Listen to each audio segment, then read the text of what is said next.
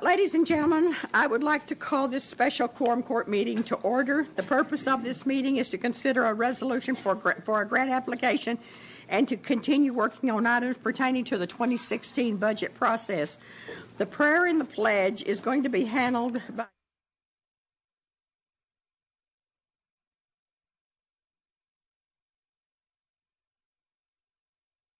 he would lead the Pledge of Allegiance. So if everyone would please stand. Join me in prayer. Our precious Heavenly Father, we're always so thankful for your mercy and your grace that you extend to us.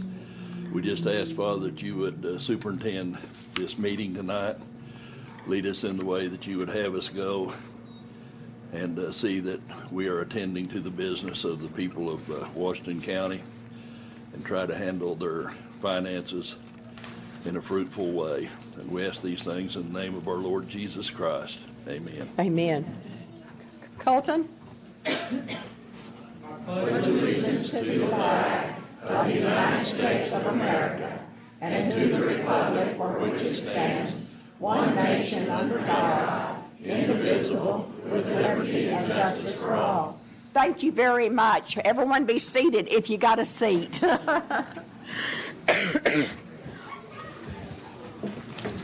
Carly, would you please call the roll? Daniel Balls, Harvey Bowman, Rick Cochran, Robert Dennis, Lisa Ecke, Ann Harbison, Sharon Lloyd, Tom Lundstrom, Eva Madison, Sue Madison, Joe Maxwell, Gary McHenry, Joe Patterson, Butch Pond, Bill Ussery. We do have a quorum present. Thank you very much. The next thing we have on the agenda is adopting of the agenda. Do I have a motion to adopt the agenda? Judge, yes. We need to amend for 5.1 amended. I have a motion to make an amendment. 5.1 amended. Okay. I have a motion and a second. All in favor of the amendment, say aye. Aye. Opposed, same sign. Thank you very much. To adopt as amended. I have a motion and a second. All in favor, say aye. Aye. Opposed, same sign. Thank you very much. Next thing we have is a resolution, number 5. Mr. Cochran. Thank you, Judge. Refer to 5.1 amended. It's been added as a separate handout.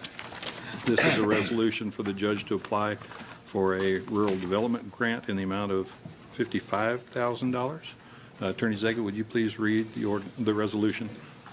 A resolution authorizing the county judge to apply for an Arkansas Rural Development Commission grant. Whereas the Quorum Court has determined that the Washington County Department of Emergency Management meets eligibility requirements necessary to apply for an Arkansas Department of Rural Services General Improvement Fund Community Enhancement GIF 1 grant, and whereas DEM has presented plans to add a bay to the Urban Search and Rescue Building, and whereas the Quorum Court recognizes the need for the project, concurs in its importance, there isn't an in there, concurs its importance, it should be an in, and supports DEM in its efforts to proceed with the same. Now therefore be it resolved by the Quorum Court of Washington County, Arkansas, Article 1, the county judge is hereby authorized to submit an application of formal request to the Arkansas Department of Rural Services for the purposes of securing state grant funds in the amount of $55,000 to aid and assist DEM in executing the proposed project described herein. Article 2, the county judge is further authorized to administer the grant funds for the same project. Thank you, Attorney Zega. This addition of bay for the Rural Development Commission grant is very good for us. It will provide better emergency services, and I move to pass 5.1 amended. Second. I have a motion and a second. Any discussion? Any public comment? Carly, would you call the roll, please? Harvey Bowman, Rick Cochran. Yes. I'm sorry, I called Harvey. Harvey, yes. Okay. I'm sorry, I didn't hear you. Rick Cochran. Yes. Robert Dennis. Yes. Lisa Ecke. Yes. Ann Harbison. Yes. Sharon Lloyd. Yes. Tom Lundstrom. Yes. Eva Madison. Yes. Sue Madison. Joe Maxwell. Yes. Gary McHenry. Yes. Joe Patterson. Butch Pond. Bill Ussery. Daniel Balls. Yes. Thank you very much, Carly. This resolution is adopted. The next thing we're going to go to is 6.1. Steve, will you take over on that, please? Ladies and gentlemen, I sent you an email today outlining two things. Well, I sent you one last week after we discussed the Attorney General's opinion that I saw from 2005 about, amongst other things, line item transfers in the budget, and then the Attorney General's opinion from 2001 that seemed to not concur with the 2005 Attorney General's opinion, together with Washington County Code Section 2-222, specifically codifying line item transfers. That ordinance was passed, I believe, in 1978 or 79, as I recall. So what's before you tonight is this. The decision on what to do with line item transfers as it relates to budget controls, and if it is the court's pleasure to do anything other than 2-222, I would suggest that we also need to make appropriate amendments to the Washington County Code as well. Judge. Yes, I'm sorry. You're recognized, Madison. Madam Judge, I would actually like to move to table this issue. I think there might have been some confusion. I did not receive the Attorney General's opinion last week, so I found myself scrambling to try to read everything this afternoon that was sent. So I have not had a chance to digest all of this information. I don't feel ready to decide this issue tonight for that reason. I also think that the paper's editorial has muddied the issue on this because I think there's confusion out there about what this actually involves. I think that when J.P. Lundstrom was speaking about no departmental transfers one to another, he meant without our knowledge, without our approval. He didn't mean that it couldn't be done. And I don't think we're advocating that that can't be done. So I really think this issue is, we're not ready for it tonight. At least I don't feel ready because of needing to review a lot of information that we all got this afternoon. I don't know what happened with the email last week, but I didn't get it. I had to ask Ms. Sandage to send it, and when she sent it out, she sent it to all of us, which made me think that the email did not come last week. So I'll state again my motion to table this matter until our next opportunity to discuss budget matters. Second. I have a motion and a second. Any discussion? Carly, would you call the roll, please? Yes. Rick Cochran? Yes. Robert Dennis? Yes. Yes. Ann Hardison? Yes. Sharon Lewis? Yes. Tom Lincoln? Yes. Yes. Yes. Bill Maxwell? Yes. Randy Junior? Yes. Bill Patterson? Yes.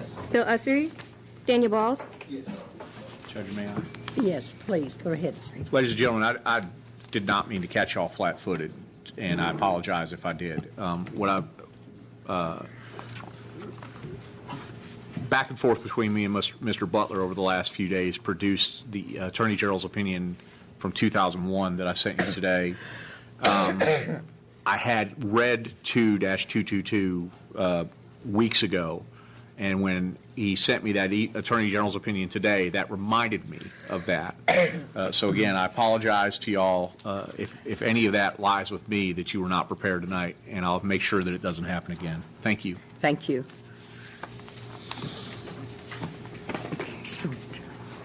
No apologies. Did we didn't take a vote on that, did we? Yeah, you did. Did we? And so, okay. You're on 7. Okay. No. The next thing we have is number 7, and that is to review budget requests. Steve, would you take that, please? Ladies and gentlemen, you have in your packet, beginning with, you have in your packet beginning with 7.1, the capital and personnel service requests. In other words, money and for things, big things, and additions to jobs. And I believe you should also have seen on your desk the sheriff's request that is dated today. And Judge, I don't know anything to do other than to ask the court for comment or discussion on those items. Yes, you're recognized. I was curious what the deciding factor was for what made it on our agenda tonight, because when I went through, there are obviously some budgets that have changes that weren't included. And then I was surprised that we got one in here that was a reduction. So it made me really curious as to what the criteria was for what made it on tonight's agenda as opposed to all the other budgets, because I wanted to have a good idea for those parameters. I'll take the liberty. Is Cheryl available? Okay.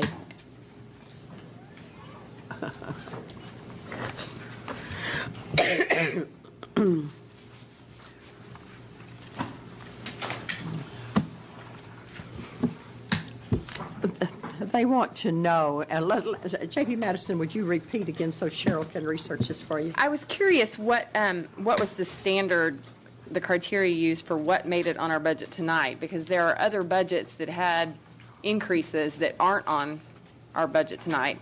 They're not all personnel, they're not all capital, and then there's one budget that's yours that's a decrease, and so I couldn't figure out how those made it on our budget, our committee agenda tonight. You're recognized. What these were unique requests. Any that had adjustments were requesting changes in personnel. The reason, like road, is showing actually a reduction, but they are asking for a couple of positions to be Reclassified the HEO1 to HEO2. Yeah. Right. Yeah.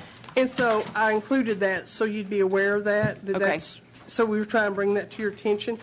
Anybody that had capital, because the other, there's a couple on here because they had unique requests that was kind of a larger amount, that it didn't qualify as capital because of what it was, but I went ahead and included that. And that would be the election commission, who was asking for the machines, and the ambulance service, which you guys have really already kind of approved previously. Right. So it's not something that you would need to dwell on or spend a lot of time on some of these. I just wanted them to be on here for the information, especially for the new JPs, because, you know, they may not have been able to see this information. And the reason mine is on here is because we're combining two departments, and although that it does end up in a reduction, I just wanted to make sure that you were aware that that is what the process is. Instead of trying to do that in the middle of the year, when the departments were combined and the budget was already in progress for last year, for 2015, we just said we'll just wait until the beginning of this coming year and do it as one budget then. So it's just unique requests, personal services, and capital, and any unique requests, just so you'd be aware of it. And I guess what makes something unique? Well, $500,000 in supplies is unique. The $133,000 for the ambulance service was unique. Anything that had a large amount, as I went down and looked at the budgets, I was just scanning them, and that's the ones I pulled out. Okay, well, the inclusion of the reductions really had me puzzled, because I looked through and there were certainly budgets with slight increases, slight reductions that weren't on our agenda, so I was sort of curious as to what the priorities and they were. will be. This is just for this was just for capital and personal services, but I also wanted to include the ones that had like say election. They also have the personal services because it's going to be an election year, but the supplies, I went ahead and put those on there because it's a large request. Just unique things. Okay, thank you. Yes, J.P. Harbison. As we look at these, I think we just need to delve in and start. So, I would suggest that the tax collector come forward and justify his increase in personnel, $42,323. Unless someone wants to do it in another order. Yes, go ahead. Judging from the colors of what people are wearing in the audience, I think there are a lot of 4-Hers here that are here about the extension service. And I would think that as a courtesy to those that are here on that, if I'm not mistaken, that's what everybody's here for, mostly, that we do that first so that these folks can go on home, and, unless they just want to watch the sausage be made. I have a list here that I need to use. I need to follow if it's permissible with everyone. just like Ron Wood. Ron has got a meeting over at the city tonight. He needs to do his presentation of his. And if y'all can see what I'm doing here, and if I can just get a motion to accept the list as is, and then I'll start calling them out. Pardon? 7.1. It's 7.1 on your, yeah.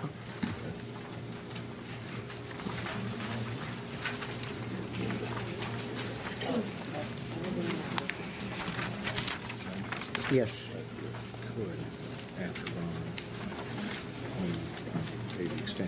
Yes, I'm going to do that. Yes. Well, with the exception of Mr. Wood, I think that we should allow the extension service to be moved up because they're quite a ways down. So I would have them second on my list. I've decided to move them up because, Okay. Okay, then. okay. Okay. Mr. Wood, if you'll come forward and let's see what you got to talk about. I didn't hear a second. Okay. Did I get a second on that? Second. All in favor say aye. Aye. Opposed, same sign. Okay, you're recognized. Thank you, I appreciate that. I know you got another one. I'll try to make this as quick as possible. What I have is the same thing that we had last year for those that are the new people. I've got carpet, which would be the first and second floor here in the courthouse, in the general budget, and then I've got road department roof, and those total $222,000. The carpet was $73,000, and we did save money from last year on this. We dropped it $18,000 there's a different type of roofing out there, and that's what I quoted for this one is $149,000. And that's the only thing I have on that budget Any discussion? for capital.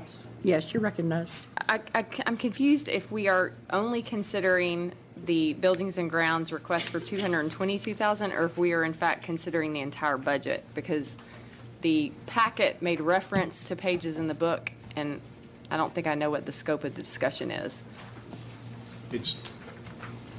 You're recognized. Thanks.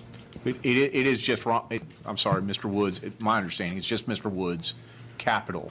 Okay. It's not his entire budget. Okay, thank you. Thank you. Okay, J.P. Harbison? Okay. Last year, we slashed Ron's budget pretty good, and, the carpet and the roof, I think we need to go on and just approve the $222,000 or $220,000. At this time, if we need to make any cuts when we come back, when we finalize the budget, but I think this, he's kept within his budget, and he's done us a really good job, and he needs to keep up with the buildings and taking care of the buildings, and a roof is, if a roof's needed, if we put it off, it costs more, so. No, I've got Tom first. Okay. Let me get you, J.P. Lundstrom. I don't disagree with J.P. Harbison. If we put something off, it generally costs more. But I'm concerned about, in this budget year, how bad we really need $73,000 worth of carpet. Carpet is not something that, makes the world go around. We can walk on a little tear in a carpet for another year or so, but I'm just wondering your opinion, how you feel about how needed it is. Well, it's kind of like, I guess, she just said, we can get by. There's no doubt we can get by with the carpet we have, but at some point in time, it's going to start adding up. I mean, we've got 18 facilities with carpet in them, and if we let it go, if we let it build up, and that's my concern. Yeah, we can get by another year with this carpet. Well, that's my main concern is, and you have been awfully helpful like when we hit you 90-some thousand on the security equipment. This is the kind of stuff I'm looking at particularly.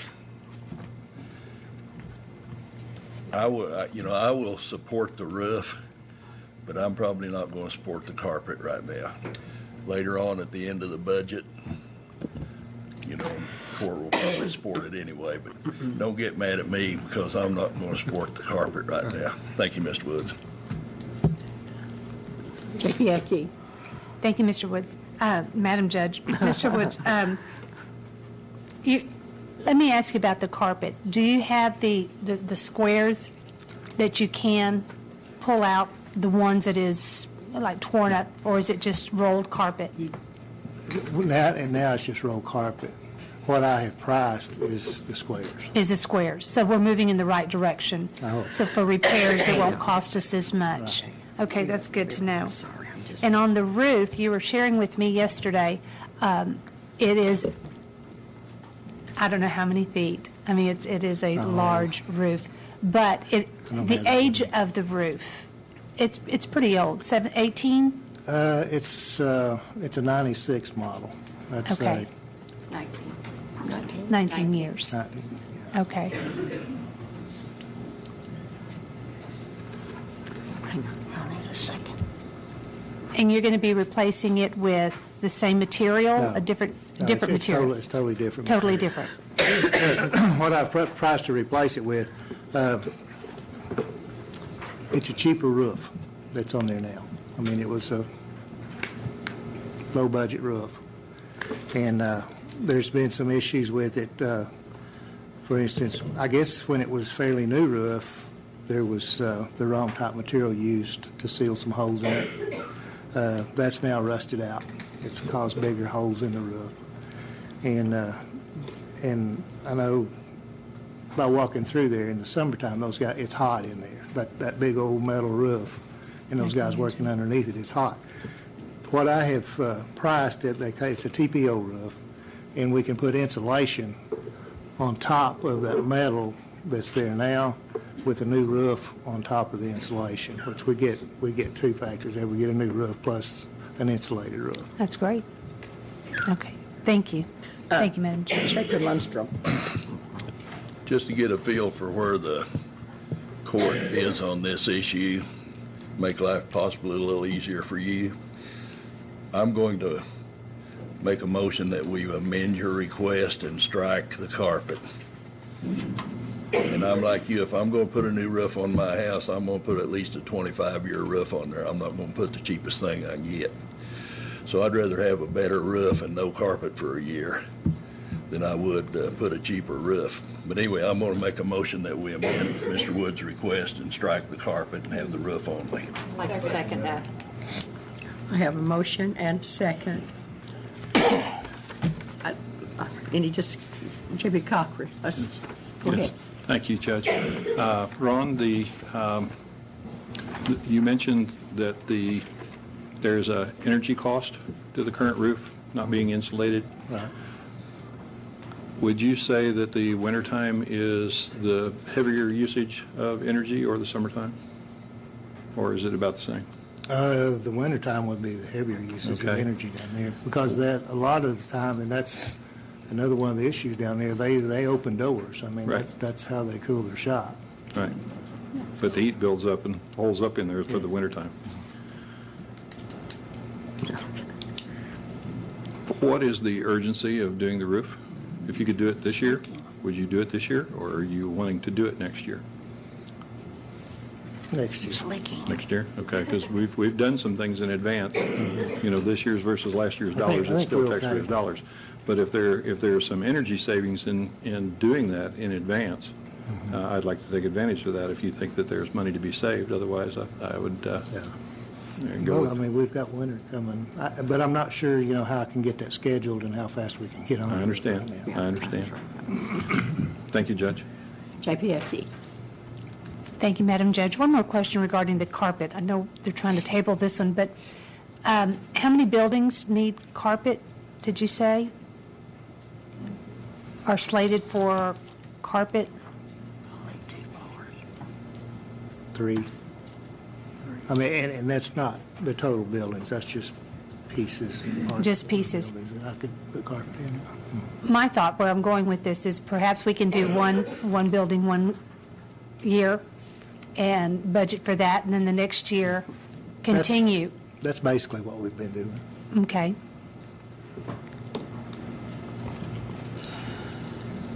But now they want to just go ahead and no carpet right now. Okay. Well, that's just this building. That's carpet that's been here for, when did we have the flood in this building, Judge? Lordy. Several years. Yes, 12 years, you're right. It's been here a long time. Okay. Thank you. J.P. Dennis. Thank you, Madam Judge. I believe I remember that we said if you needed money, come back to talk to us and we would give you the money. I'm going to vote against this tabling. I don't think you would have asked for carpet if you didn't think you needed it. And I don't want you to sit there and be intimidated by the court putting you on the spot, and I feel like that you are. And so I'll vote against the table and I'll vote for the motion. Thank you. I need a second. It's not a table, it's An amendment? the motion is to remove the carpet. Judge, may I? Hang on just a second. Yes. I misspoke. I should have said As I understood Justice Lundstrom's motion, it was to strike, I think his words were to strike the carpet from the motion and accept the rest. Okay, I didn't hear any motion to table anything that's currently on the floor. I misspoke. Okay, just want to make sure. J.P. Harbison. I'm not sure that I had a second on the motion. No, on Mr. Lundstrom's motion? No, on my motion. I didn't. You did? Oh, okay, I didn't hear you. Okay. All right. Okay. Judge, may I? Yes, please. Karen, Carly, I may have not heard Justice Harbison, and I certainly didn't hear you, Justice Bond, and I apologize for that. And I'm getting confused with the different motions. That's right. So if there was a proper motion from Justice Harbison and then seconded by Justice Pond, that's what's on the floor, as opposed to Justice Lundstrom's. Then he amended it. I thought I didn't hear the amendment part. Okay. Yeah. All right. So Mr. Lundstrom's motion is the one that's correct. Thank Yeah, you. because he did the amendment. So what we're voting on now is to amend and remove the carpet from the vote and do the roof. Is that understandable to everyone? Any other yes, J.P. Addison. Thank you, Madam Judge. I'd just like to say that I will vote in favor of J.P. Lundstrom's amendment to the motion, partly because I want us to give serious thought to whether we really want carpet. I mean, I'm moving away from carpet in as many buildings as I have because, frankly, the stuff is nasty. It's really hard to clean. It does wear out. It's hard to find a very environmentally friendly carpet. It's hard to dispose of. And, you know, there are other alternatives to carpet. I'd like for us to have a compelling reason why we're using carpet rather than a longer-lasting, more durable, more sanitary flooring material. So I'm going to vote in favor of the motion to amend. Thank you, Madam Judge. Thank you. Any other discussion? Yes, J.P. Cochran. Thank you, Judge. Ron, in the areas that you're wanting to replace carpet, if we went with a hard surface material, would that be a detriment to the activities in that area? I know in this area, carpeting is good because it keeps it a little bit quieter. I don't know the specific areas you're looking to redo, but if it's going to make life worse in those areas. What are we talking about? Are you talking about just finishing concrete floors? Or are you talking about putting a tile on it, or vinyl,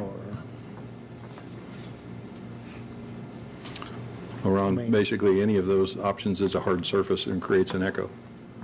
The noise bounce. You've been some restaurants where they've gone with hard ceilings, hard floors, and you know how easy it is to have a conversation at your own table we're talking about people's workspaces, and my concern is if we change away from carpet in whatever areas you're talking about, you know which ones they are and I don't, is that going to make their work environment less habitable?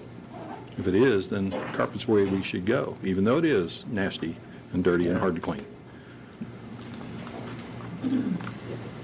I would think they would rather have carpet. I don't know. I've got a custodial department that probably wouldn't appreciate more tile floors. There is a cost to clean the floors. Thank you, Judge. J.P. Maxwell. Judge. Ron, can you just help us? I don't want to say thanks. You're always very good. I think you give us the information we need, and I appreciate that very much.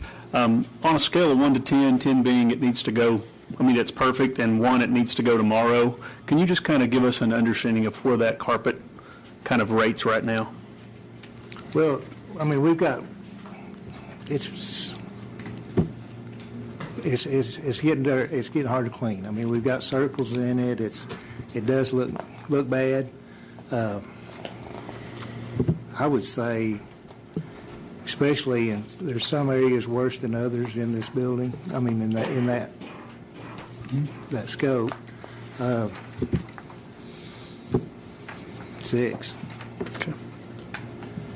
And overall, is it mostly the aesthetics of it, or is it the functionality of it that's damaged the most? Well, down on the first floor on that south end, I think everybody that uses that south door can see that hole.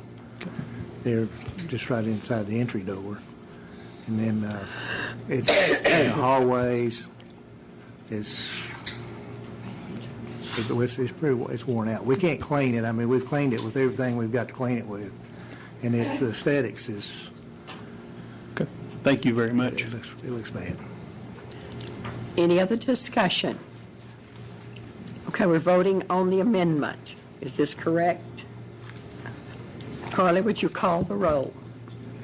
Harvey Bowman? Yes. Rick Cochran? No. Robert Dennis? No. Lisa Ecke? Ann Harbison? No. Sharon Lloyd? Yes. Tom Lundstrom? Yes. Eva Madison? Yes. Sue Madison? Yes. Joel Maxwell? Yes. Gary McHenry?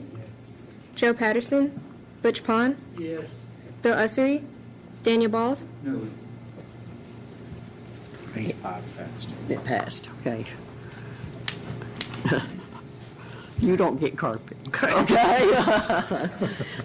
Okay, is that all we have for Ron? No, you need to vote on the main motion still. Oh, okay.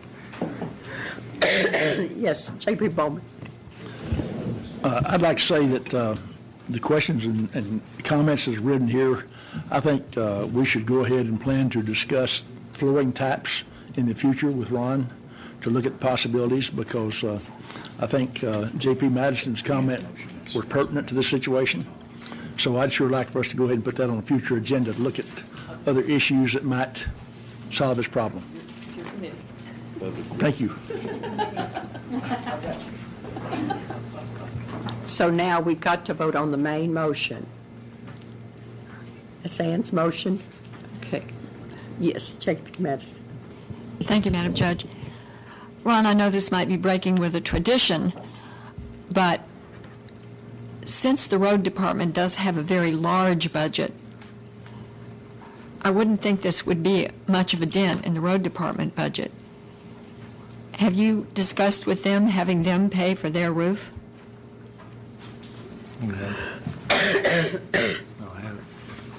I mean, is it always up to you to get the money for everybody's roof? Well, that's part of what we do. I mean, that's my department's responsibility. Well, I realize that, but you've taken some hits this year, and we are looking at really sort of some extreme times here with the reserves as low as they are and the increases that departments are contemplating. And the road department, I believe at our last meeting, you know, they were more than halfway through the year, but were just barely over half expended of their funds. I'd just like for you to keep that in the back of your mind, that some departments may be somewhat flush, and perhaps they should step up to the plate and take care of some of their needs. Thank you, Madam Judge. Thank you. Okay, we're voting on the main motion. Carla, would you call the roll, please? Harvey Bowman? Yes. Rick Cochran? Robert Dennis? Yes. Lisa Ecke? Yes. Ann Harbison? Yes. Sharon Lloyd? Yes. Tom Lundstrom? Yes. Eva Madison? Yes. Sue Madison? Yes. Joe Maxwell? Yes. Gary McHenry? Yes. Joe Patterson? Butch Pond? Yes. Bill Ussery? Daniel Balls? Yes. Okay.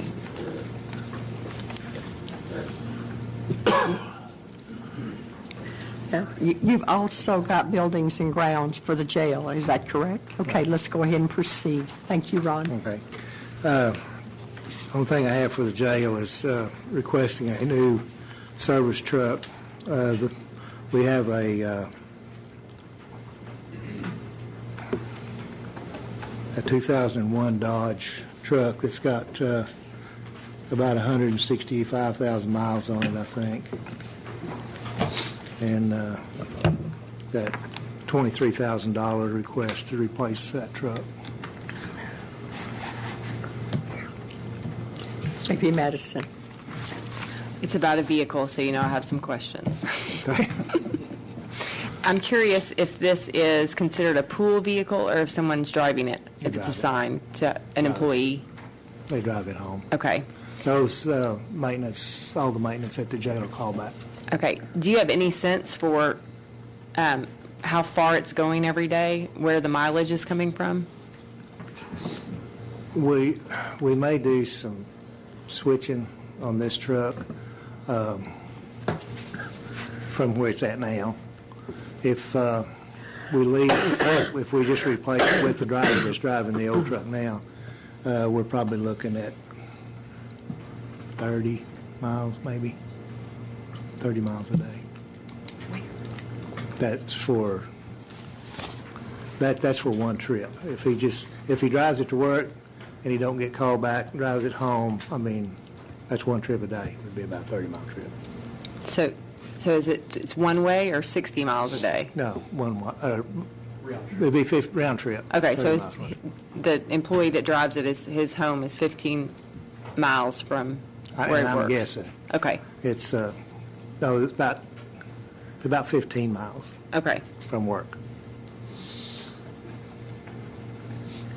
So we're putting almost 8,000 miles a year on it just with commuting. I mean, I think that, a 2001 vehicle with 165,000 miles on it, I can see why it's getting close to needing replacement, but I think we all need to start being mindful of where the mileage is coming from if we're putting a lot of miles on it for commuting. That concerns me because a 2001 Dodge might go a lot farther if it wasn't doing 30 miles round trip to somebody's home every day. How many vehicles are assigned for this budget, the jails, buildings, and grounds? 2. Just 2, okay. And are they both assigned to employees? Yes. And what's the other one? It's a 2010, I believe. Okay, so it's doing better. Okay. Well, it's not as old. I mean, and that one also has a shorter trip. Okay. It's not driven as far. So, other than commuting, some of this I'm just saying so it's out there. I think you could assume some of it, but what is the vehicle used for the county's purposes? It's parts, callbacks. There's a lot of it. You know, every time something breaks, or a lot of times when something breaks, you got to go to the parts store. We may have to go to Springdale, where we have to pick up parts or whatever. And it's just a service truck. That's okay. what it is. Is it carrying service equipment? Tools? Okay. Yes. Like a hand toolbox or bigger tools? I mean, I'm just trying to get an idea. Is this it's got a toolbox on it. Okay. Okay, I'm going to have to think about this one. Thanks. J.P. Cochran. Thank you, Judge. Ron, on the trade-in value for this, is this a request for net of what you expect to get as a trade-in? It is a net, okay. The location or locations that this service vehicle is used at? Where are they? Is it just for the jail? Well, it's for the jail, and these guys work on juvenile some. And, Okay, the jail and JDC? yeah. So it's right there in that one little area? So there really For isn't? the most part, they're there. Okay. But like So- I said, they've. Right, you've got to go we're get back parts. and forth to Lowe's, supply Right, houses. right. But I'm just wondering what the need to take this vehicle home is, in the sense that I understand if they need to be on call and there's a problem, you need to come. But if the vehicle can be stored right there at the jail or the JDC in a secure area, there wouldn't be any need for the person to take it home. Well, that just helps get that guy out of bed and bring him in at 3 o'clock in the morning. If he's got a vehicle to drive. I mean, and these vehicles are a benefit.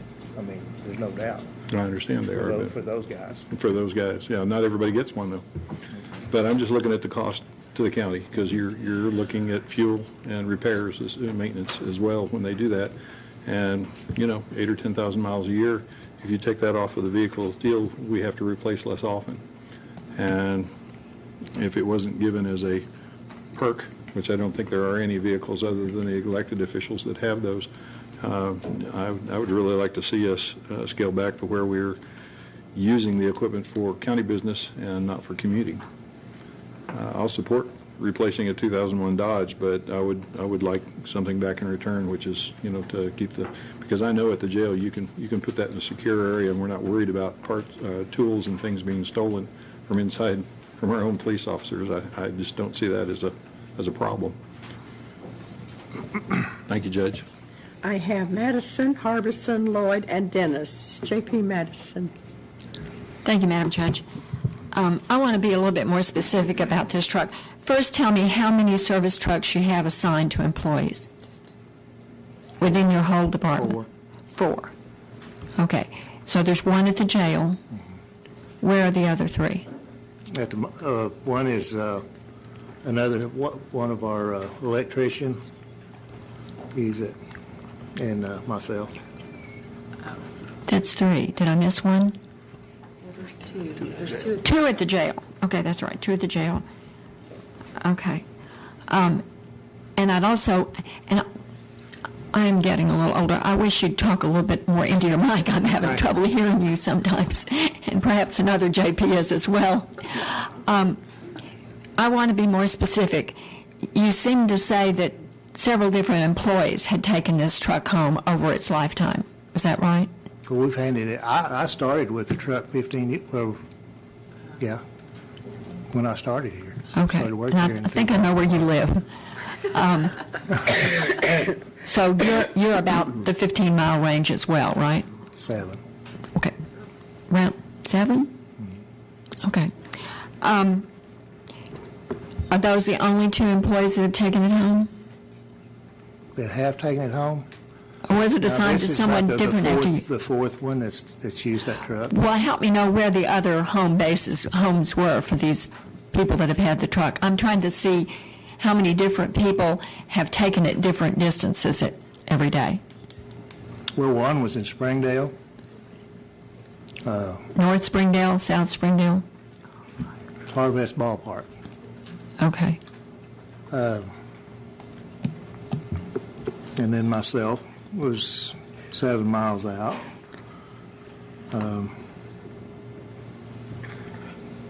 Well, actually, that truck was here when I started to work here. They had already gotten that truck, and I think that guy lived somewhere on the other side of Farmington. Okay. So that's the 4. The one that preceded you, Springdale, and the current. Yeah. Okay. And that's 1 trip a day, round trip from home to county work and back. Okay. No, not 1 trip a day. 1 round trip. It's a service truck. We may Well, no, bring it I'm in just 3 or 4 talking about times a day. from home to, Yeah, he only goes home once. no. That's why they take them home. We have to come back in on calls. If Okay. something breaks, we have to come back in to fix it. It doesn't matter if it's on Sunday afternoon or It's 24/7. That's what we do is service. Okay. I mean, Well, we don't just come to work one time a day. Well, I know the city of Fayetteville will designate somebody to be on call on a given night, so that there's only one person that takes home a pool vehicle that's on call that day. For which department? I believe it was water and sewer that I talked to. I mean, if a sewer line breaks, we got to have somebody fix it, of course. But I'm questioning the need to have 4 people, perhaps making multiple trips, maybe no more than twice a day, I would assume, to take care of emergencies when I don't know that it's something the county can continue to afford, because there's the miles we're putting on the vehicle, there's the wear and tear we're putting on the vehicle, and most of our employees, I would think, have personal vehicles. That throughout the world, a lot of employees use personal vehicles to get back and forth to work. So this issue has been being discussed for quite some time, so I think it's logical that it would come up during budget hearings. What are you proposing to replace it with? Another Dodge truck, a fleet truck.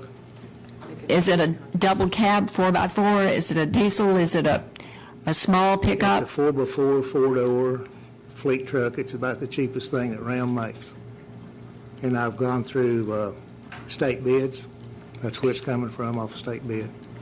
Why do we buy double cabs when we hardly ever transport lots of people? I don't know. You don't know? Okay. Thank you, Madam Judge. J.P. Harbison. Well, my first question was, were you buying it on state bid? And you answered that, yes, you are.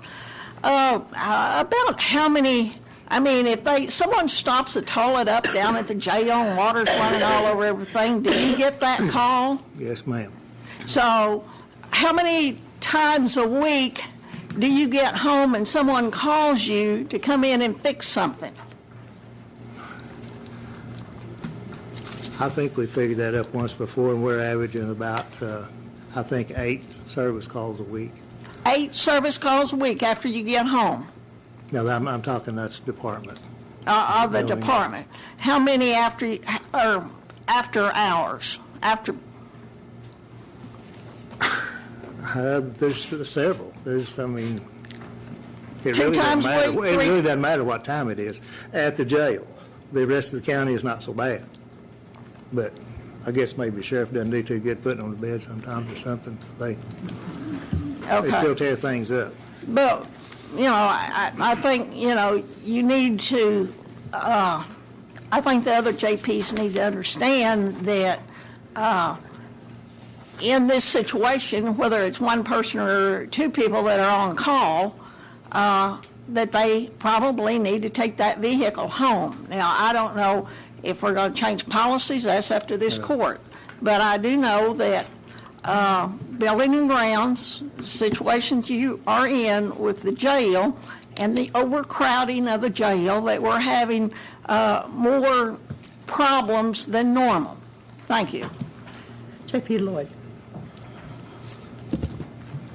I understand that it's a 2001 Dodge, and I understand it has 167,000 miles on it. But is there any mechanical issues with it? I mean, is it just...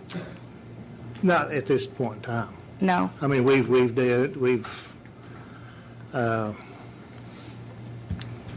I don't know, I've probably put maybe $300-400 in that truck this year.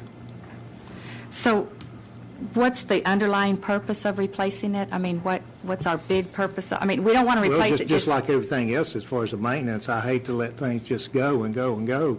In some point in time, we're going to have to replace it, and it's all going to be here at one time. I mean, we've got all these trucks and equipment out here, and if we don't try to keep up with it as we go, we're going to get caught. Is it our oldest one of the 4? Yes. It is the oldest one of the 4? And is it the one with the most miles on it? Mm-hmm. And so you're thinking start with the oldest and with the most miles. That's kind of what your thinking is? Okay. All right. Thank you. J.P. Dennis. Thank you, Madam Judge. Ron, I have several questions, and they're rather difficult ones, so listen closely. So is there mileage paid to a person who works after hours? No. So if they use their personal truck, would they receive mileage? No. I guess not. Okay. I mean, it's not set up that way. Should. Well, So I thought that one would be definitely it. well, let me rephrase that. If one of the other maintenance guys, if something Had to get bigger two. breaks and they have to come in, I have to call them back in, that's not normally on call, they are paid overtime. They're an hourly employee. Right. Okay. But they should, okay. So other places that use a service truck, if the telephone company, do they have service trucks that they take home? I don't know now. They did. And I had a brother that worked for them, and yes, they do. Electric company, do they have service trucks? Some of them do. Do they take them home? Yeah. Does the gas company have service trucks? Do they take them home? Does the water department have service trucks and take them home? I know some of them do, yeah. Cox Cable, do they have service trucks and take them home? Yeah. Thank you. J.P. Cochran. Thank you, Judge. My answer, Justice Madison's question on why four-door truck. Yes, go ahead. You're welcome. The truck manufacturers have determined that it's in their best interest to produce a four-door truck to avoid certain EPA charges in their fleet. So we're not, it's a game at the federal level. So that's why you see so many inexpensive four-door trucks and you see so many of these little light two-door trucks. That's just the way the manufacturers have figured out how the game in Washington goes for them. So I know you don't like that answer, but just so you understand. I think if you look at most of our, we've only got one four-door truck, but our extended cab trucks, I guess they call them extended cabs, the seat without the doors. Right. If you look at those trucks, the seats are folded down. They're toolboxes. Yeah. Also. Yeah, it's a little more secure storage to have them inside there. I understand that. Ron, the questions that were asked of you of other fleets that take them home, the difference between what they're doing and what we're doing is they have a service area that is very broad. Our service area is very confined to a very small area, and if you were to get called in and come to your point of work, there's your truck. All your tools are there. You're not going to be more than a quarter mile away. So there's a big difference in whether or not it's Ozark Electric, Cox Cable, et cetera, versus what we're doing. And that was my point earlier, is that we really are using the company vehicle as a perk, if you will, and it doesn't really serve a business use. Those employees would be entitled to mileage from their home on an after-hour call. I'm certain, personnel policy, I don't know if anybody can answer that, but I'm pretty certain that they would be eligible for a mileage or per diem, one or the other, for those on-calls, whether they're salaried or hourly. Thank you, Judge. J.P. Pond. You've already answered part of my question in that that back seat's folded up back and you're keeping tools in that back seat area on those trucks, or the servicemen are. And I was going to ask you, are they keeping tools in that back seat area, or are they keeping them in the back of the truck, or are they keeping them in both areas? Both. And most We likely, got toolboxes in the back, plus most likely the things that they have to carry with them that they need, it's very important to keep dry, are going to be in that back seat area. Right. And some of the less Some of the bigger critical tools. things will be in the back of the truck. Is that pretty much that's pretty much how it correct? works. Yeah. And how many four-wheel drive vehicles do you have?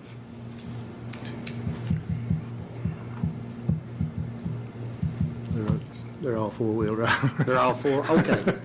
Which, All of our take-home trucks are, I guess all the trucks we have are four-wheel drive. and I don't really have a complaint with that. I personally, if they need you down at the jail or up here at the courthouse, whether there's ice on the ground or not. I mean, I think probably we're the first people at work. I mean, other than emergency services, we're the first people at work when it snows and the ice is on the ground. it's critical in this part of the country. Or anyway, I believe it is. There may be folks that disagree with me, but thank you. J.P. Madison. I think it's important to note that, first of all, Mr. Wood just has to be the unfortunate one that gets to be here first about a vehicle, because I do not think this issue is limited to you. I think what our frustration is, since we have so many people here tonight, is a lot of people out there that have jobs that are just like what we're talking about. When they get a call at home, they drive their personal vehicle to their home base for work, whatever that is. They get their tools and they go fix the toilet. And the rest of the world does that without having a paid vehicle that drives them home every day. They're paid for that time because it's work time. They're paid for the actual call. They're not paid for the commute. They're not entitled to mileage. And the rest of the world operates just fine having calls in the middle of the night, after hours, whenever, without having a dedicated vehicle.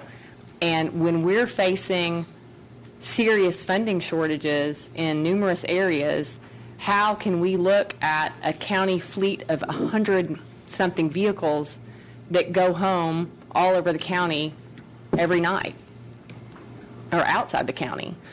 I mean, the folks here tonight are concerned about the extension service funding. And are we going to put people having vehicles to go home every day over that? It's those kind of issues that we're facing. And we can all justify things about, oh, well, you need another seat to put your tools in. Well, I can put the tools that I need for my job just fine in my own backseat, in my own personal vehicle. And J.P. Cochran's point about comparing Cox drivers to what we're doing is completely accurate. Cox drivers go from home to home to home. They don't really they work out of their cars. They don't have a location necessarily that they go to every day and sit and wait for the call. Their job is to go from location to location. We have a very confined area of our county buildings that it just seems like you come to work every day, you pick up the vehicle that you have to do your work, you drive it during the workday, then you go get your own personal vehicle and you go home. And if you get called in at night, you get called in at night and you come in your personal vehicle. And what we're talking about, the difference is, I think we did some rough math. We're talking probably 100,000 of the miles that are on this truck are commuting miles. So we wouldn't be looking at having to replace a 2001 Dodge because it has 160,000 miles on it. We'd be looking at a 2001 Dodge with roughly 60,000 miles that would last us a whole lot longer, and we could spend this $23,000 on something else. So I'm sorry that you're the one that just happened to be the first one to be here on the vehicle issue, because you only have 4, and there's certainly other departments that have many more. But this is something this court is going to have to address. This is a significant expenditure. It's the capital investment, it's the fuel, we're paying insurance, we're paying for tires. That's a lot of money that could go to things like funding of the extension service that the state has seen fit to make be our problem. So it's just all about priorities, and I call the question. I'm sorry, you had somebody else. So I'll yield my time. Thank you, Judge. I've got 2 other people. J.P. Harbison. Okay, I want to go on and make a motion that we buy the vehicle for Ron on the state bid, approximately $23,000 for this 2001 Dodge. We can no longer sit here and kick the can down the road to next year because it's just building up the amount of money that we'll have to spend next year. Thank you. I am going to recognize J.P. McHenry. He's been very patient. You're recognized. Thank you, Madam Judge. Mr. Wood, my question is regarding the other 2. I think I heard you say there's no mechanical issues with this 2001 vehicle that you're aware of, correct? That we're aware of right now. And I heard you mention a 2010 vehicle that's in the fleet. The other 2 vehicles, what year models and how many miles? Do you have that information? I've got another 2010 identical to the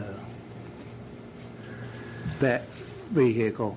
that is at the maintenance shop. It don't go home with anybody. Okay. I've got a 2013 Dodge Ram. It's the same thing as this vehicle that we're requesting. And what's the mileage on the other two 2010s and the 2013, roughly? No, just a ballpark. The 2010 probably has somewhere in the neighborhood of 60, somewhere thereabout. And it may be a little bit more than that, but that vehicle, even though it stays at the maintenance guys use it during the day, and then the custodial, we got custodial people come in at 4:30, and they use that vehicle at night. Okay. Thank you, Madam Judge. Thank you. I've had the question called for. I've had a second on that. We should take a vote. Carly, would you call the roll, please? Just clarifying here, am I voting, am I taking the record for the question or No, this is for the Ann's main, motion? I thought we were on the main motion. Okay, just checking. To accept a $23,000. It's Justice Harbison's main motion. Okay. To purchase the vehicle in accordance with the request. Okay. Harvey Bowman? Yes. Rick Cochran? Yes. Robert Dennis? Yes. Lisa Ecke? Yes. Ann Harbison? Yes. Sharon Lloyd? No. Tom Lindstrom? Yes. Eva Madison? No. Sue Madison? No. Joe Maxwell? No. Gary McHenry? Yes. Joe Patterson? Butch Pond? Yes. Bill Ussery?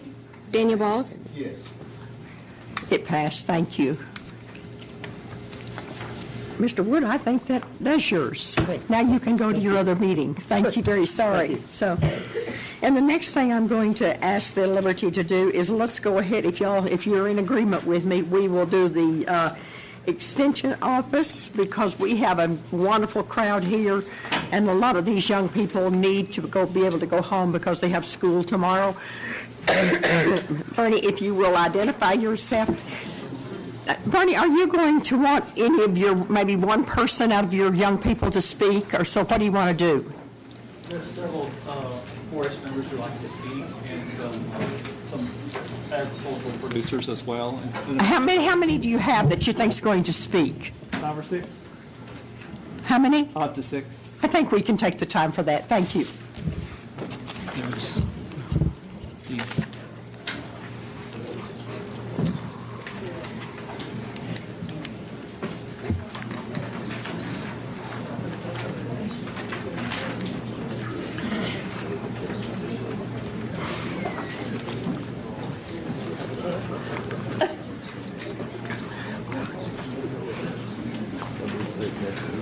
Your mic is on. You're fine, Bernie. Thank you, Judge. I am Bernie Kurtz. I'm the County Extension Staff Chair.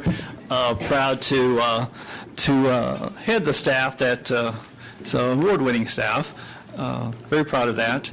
On behalf of the support that's behind me, which is our 4-H families, our Master Gardeners, our Extension Homemaker Clubs, our farming community, members from Farm Bureau. We want to say thank you for you all supporting our programs. And you all have been to the table for over 100 years to do that. And I'm very grateful for that. The last time I've had to come before the court to make a significant ask has been about 8 years ago. So I don't come often. But this time it does feel like it's a big jump from previous ask. But we feel like that it is probably overdue to make an ask, to still continue to be the partner that you all have in reaching out to the programs that our agents deliver to the counties and making a difference in those 4-H families, to the agricultural community, to the urban communities that our programs touch. And we appreciate that y'all have done. What is being passed out, you all have those that's in your 2-inch binder. This was distributed to you all back this summer. I understand it was not attached to this evening's agenda. I did have enough copies for the media if the media are here as well.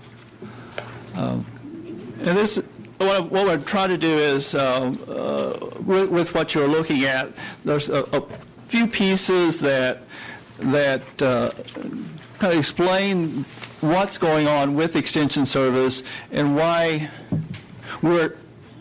I'm here to present and make the ask for this support.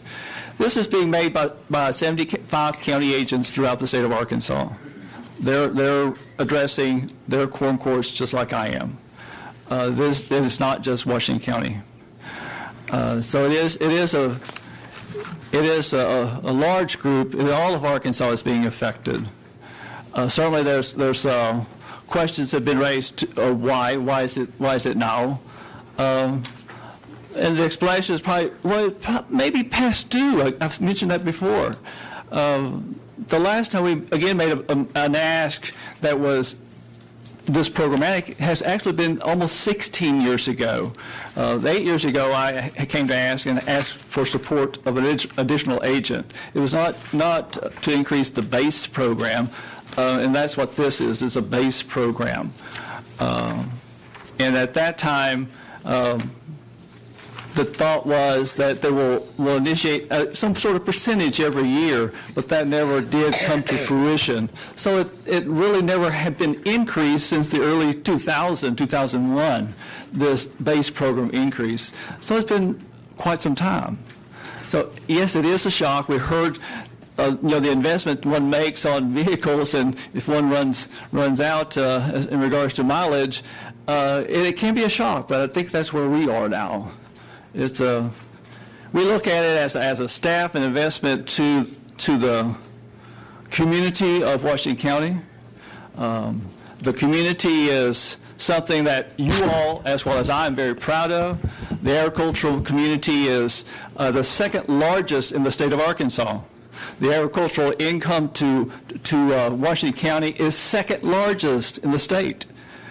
Yes, it is due to the agricultural based livestock, beef production, poultry production, but that contributes to about 20% of the GPA for Washington County, 20%.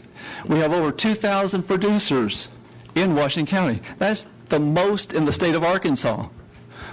Some of the Delta counties, they have larger farms, so we have fewer. But that puts the demand on us. We have more producers needing responses from us.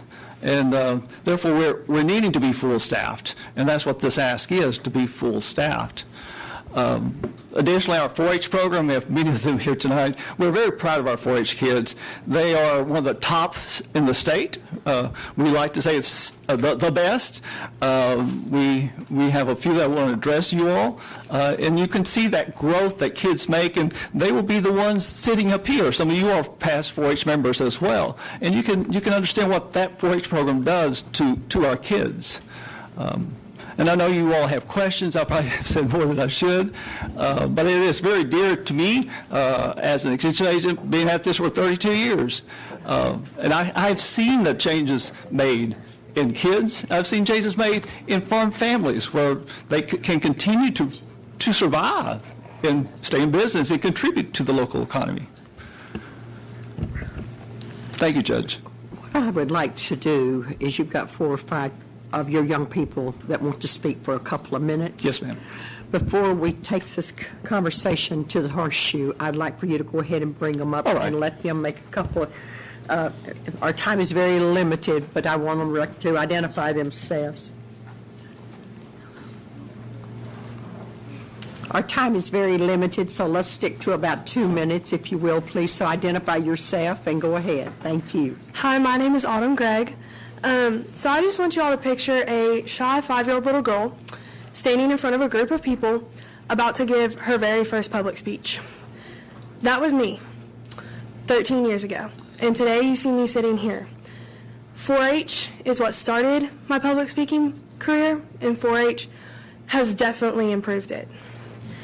Another thing 4-H has given me is the opportunity to explore career options. I've had the opportunity to meet people of a wide range, including the Vice President of Research and Development of Tyson, as well as TV show host P. Allen Smith. P. Allen Smith followed me around the Arkansas State Fair getting ready for it and showing at it.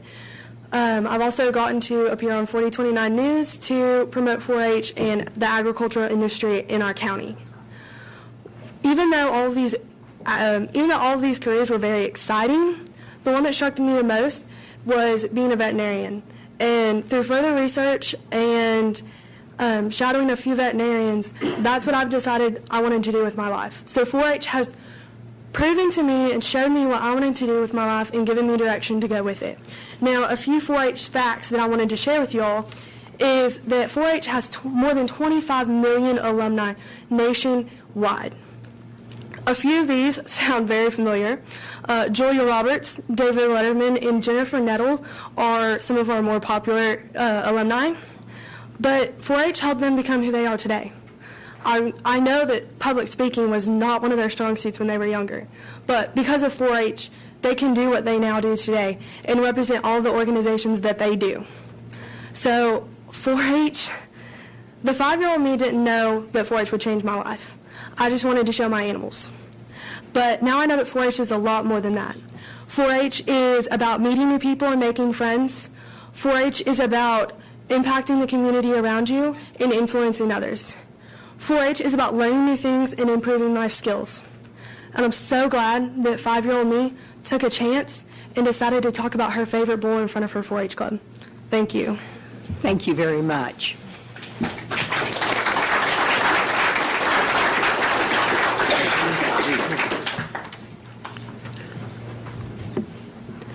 Hi, I'm Blake Rogers. I've been in 4-H for 10 years, and I'm currently the Greenland 4-H president, the Washington County 4-H president, a Washington County 4-H ambassador, and an Arkansas 4-H state ambassador.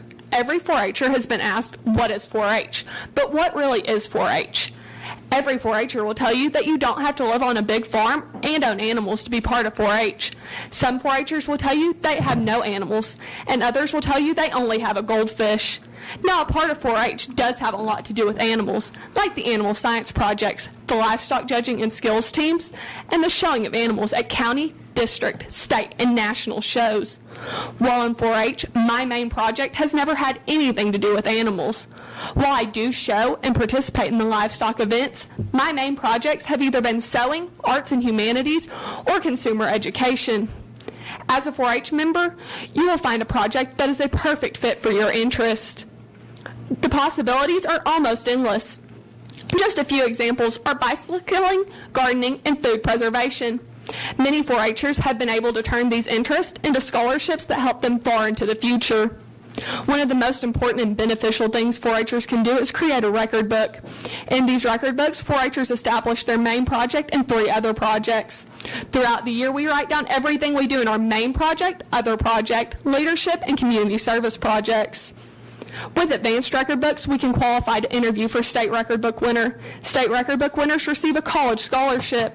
As a high school senior, your record book will be very helpful as you apply for the many 4-H scholarships. You will also find yourself using your record book as you apply for other scholarships and college admission. As a 4-H'er, there are many local, county, district, and state events to participate in. At the local level, you can attend club meetings, run for club officer, and participate in club events. At the county level, you can compete in many events that will qualify you for district events. Also at the county level, you may participate in workshops like canning and sewing. You can attend county council meetings and hold an officer position. District ORAMA allows you to meet and compete with your peers from counties in your district. At the state level, I'm going to have to call time on you. I'm terribly sorry. Thank you so much.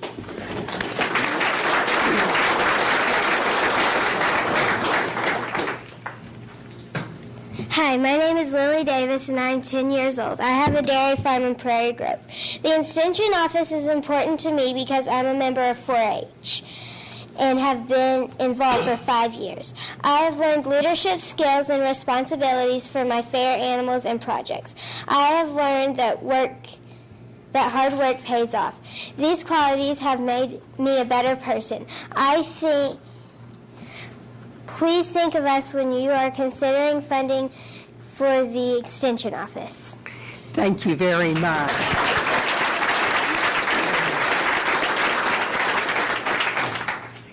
I have to say something here. I have been very, very fortunate over the last 5 years to hand out awards for these young people. And I've watched them so they're so small they can barely get up on the stage. And then I look at these young people here tonight and see what they've done. I just want you all to know it's been a real pleasure for me to be a part of y'all. Thank you. Thank you, Bernie. Thank you, Judge, for allowing them to speak now. I do have others that would like to speak, but I believe they will be speaking later. Is that correct? We'll see how much time we have. Okay. Yeah, public comment, yeah. The floor is open if anyone wants it. I think J.P. Madison. Thank you, Madam Judge. Mr. Kurtz, would you remind me, how much has the University of Arkansas's Division of Agriculture cut your budget? The Washington County. The Washington County budget, it's really not cut. The Division of Agriculture, which funds the experiment station within the University of Arkansas system, as well as the Cooperative Extension Service, has had level funding for the past 8 years as well. Pretty level funding. They really hadn't cut us. It's unfortunate that we've had vacancies, so we've had people to leave. So we have 3 vacant positions. That is a cost-saving measure for the division because of the expenditures that it has incurred to maintain employees. Chiefly, it's been the cost of health insurance. With level funding, they're in a position now that can't fill all positions. But with this cooperation, we're hoping to move to fill these vacant positions. Okay, so the university has not cut your funding in any way. They have left positions unfilled. That's correct. Do you still have the money for those positions?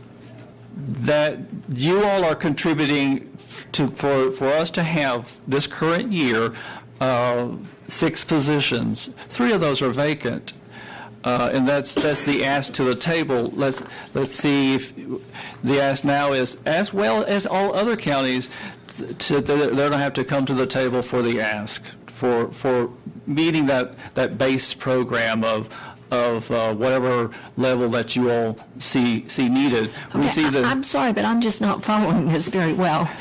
I'm sorry. I just started The speaking. university is continuing to fund you fully, like they always have, or not fully. That's the wrong word, but they're continuing to fund you at the same level that they have been. Yes. The university has not done anything to your budget.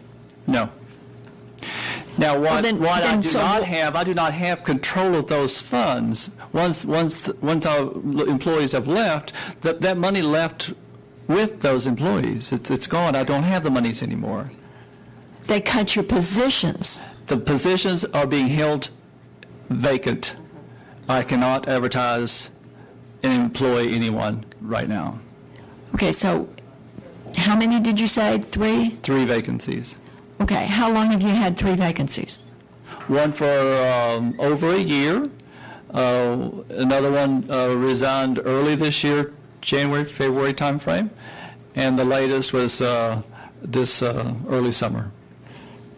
So, in effect, the university did cut your funding because when the positions became vacant, they didn't give you money to hire.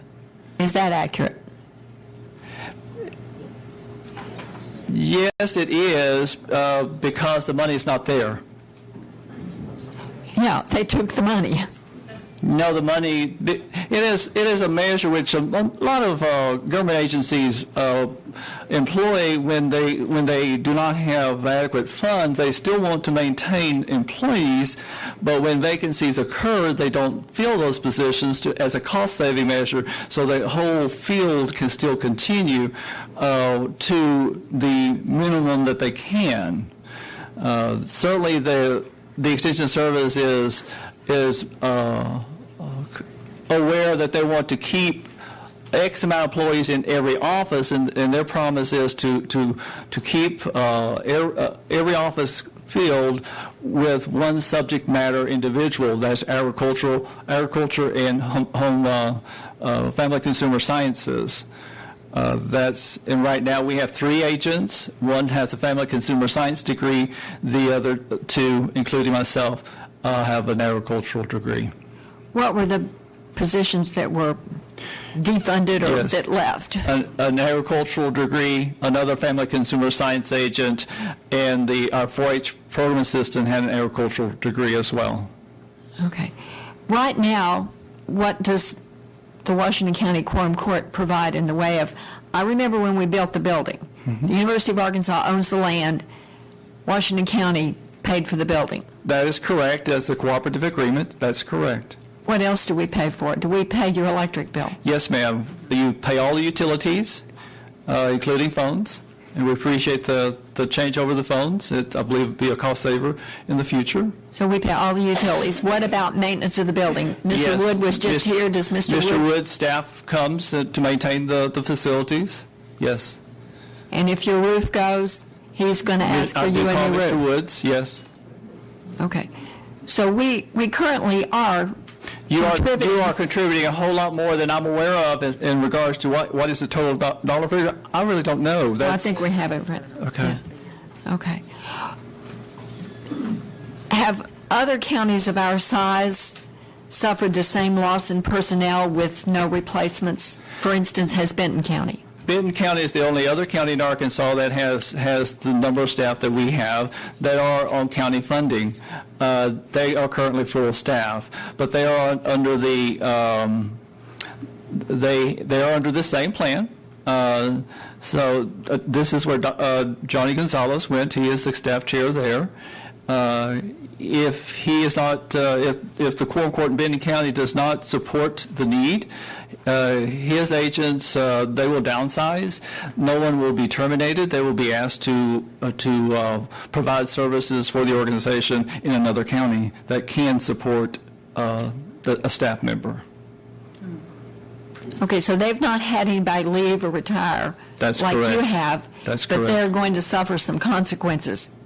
As all other counties will, yes. That if they do not fulfill a cooperative agreement, that's correct. Have you taken a similar group of people to a Board of Trustees meeting to talk to the university about this issue? This is not a Board of Trustees issue. However, the Division of Agriculture does answer to the Board of Trustees, which ultimately I suppose it is then a Board of Trustees issue. But we do not get funds directly from the University of Arkansas. However, again, the Division of Agriculture does operate under the Board of Trustees. I know that was a confusing answer. Is this federal money you were getting? We do get federal money, and there's one of the handouts has a pie chart which indicates where the funding comes from to the Washington County office. So we do get some federal funds. The federal funds go through our state office in Little Rock. Okay. Well, I'll have to tell you that I'm sure you know I'm a lifetime master gardener, having gone through the very first class here.